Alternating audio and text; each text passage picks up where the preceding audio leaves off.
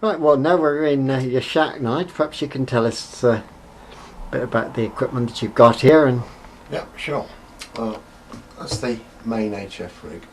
right. That does all the bands, and 2 and 50, but I don't bother with 2 on that, it's only 50 watts. And that one's what? It's a Yaesu. Yeah, it's the 847. FT847.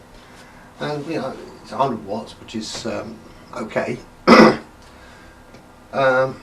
That obviously that's a swirl meter, Pioneer swirl meter. Yeah. Antenna tuner. That's the rotator box, and there's a boxy at the back, which is the MX2000, which automatically sorts out the antenna that I'm whatever band I'm on. Oh yes, it's a duplexer. Duplexer. Yeah. And then tucked away in the corner Yeah. is the 2 meter setup. Okay, let's have a look at your 2 meter setup. Okay. Right. That's the power supply, which is quite a meaty one. That's adequate for this. For your 847. More Yeah. than adequate for that. The cooling fan cuts in occasionally, but not that frequently. I suppose I shouldn't really block too many of the vents up at the top there, but I'm a bit stuck. One little bit of homebrew wiring there to give me the various power supplies out. And then we've got the old-fashioned IC290, which is then through to the linear, which is supposed to be 100 watts, but it never is. Normally, the maximum I can get out of it is 80. That does the job, obviously. Spur meter up there, extension speaker for that. Yes. But for the HF side, I use the heels, this headset. That's it. And I've not had any reports back on it yet, but I must admit the clarity of the signal coming through when I listen to it is good. And down there's a foot switch now, so I don't have to bother about using the MOX. It's a lot easier with the foot switch. But it'll be interesting to find out what that's when I get a report back from perhaps other members who know my voice, that they might be able to tell me exactly how efficient that piece of kit is. Certainly I'm very pleased with it. Yes, you'll probably find it's quite punchy.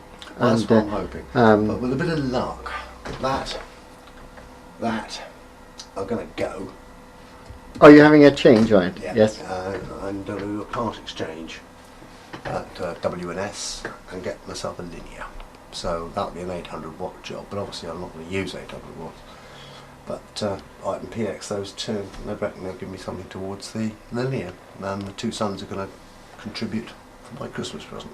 So Oh, that'll be a very nice Christmas present to have. well, And so something I to can play with. chuck out a few more watts and hope that I can punch through, because I find that there's a lot of stations out there that have got a lot of power, and they're getting through and I'm not. I know it's not a particularly brilliant location, it's only 60 feet ASL, but in fact the QTH is 39 metres ASL.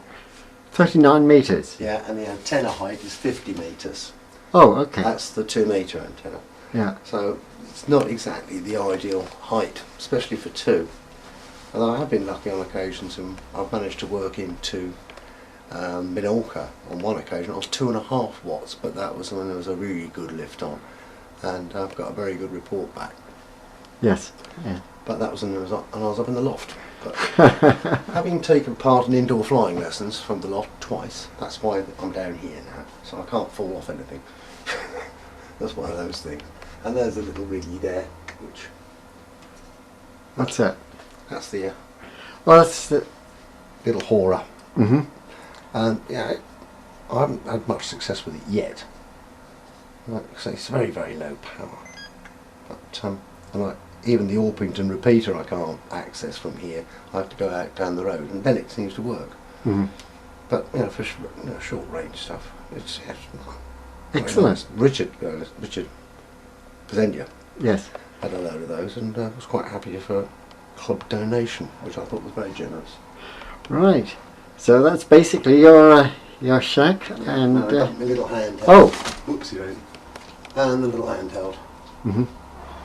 And lying around your thumb there. Ah, yes. An improvement on the antenna, the little helical antenna that comes with it. Again, it was Richard Pesenia, and they did a test on it, and they found that the losses were enormous, and that, when it's fully extended, it's a bit cumbersome, obviously, to walk around with, but it's ideal. You get much better reports off that.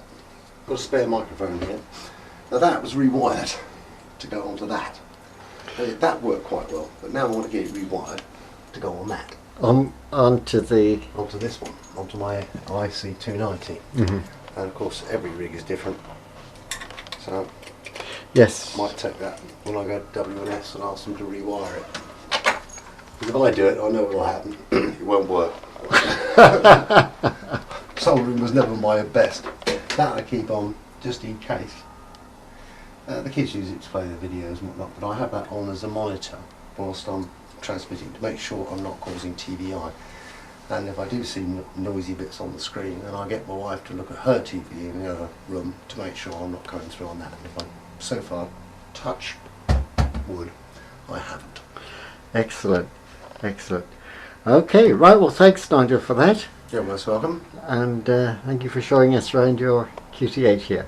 Okay. Okay. Our right, last port of call is over to Dorchester Avenue to find Chris Whitmarsh's QTH. This was quite a visit for me, as I had only on one previous occasion been to his QTH, and that was nearly 30 years ago.